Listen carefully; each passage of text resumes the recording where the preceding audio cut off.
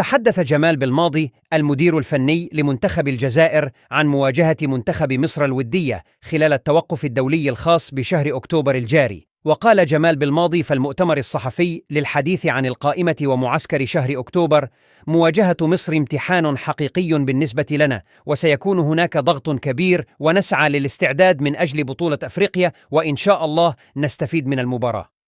وأضاف بالماضي: نخطط للعب مباراة ودية مع منتخب مصر منذ فترة، وعلى الأقل 3 أو 4 مرات، وها هي ستقام الآن الحمد لله. نسعى للاستفادة منها، خاصة أن المنتخب المصري لديه انسجام جيد في أفضل حالاته.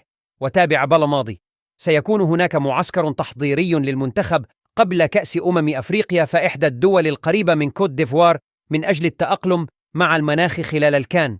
وأكد مدرب الجزائر أنه يجب علينا أن نتكيف مع الظروف الموجودة هناك. الأمر مخطط له، لكن لا أعرف أين سنقيمه الآن.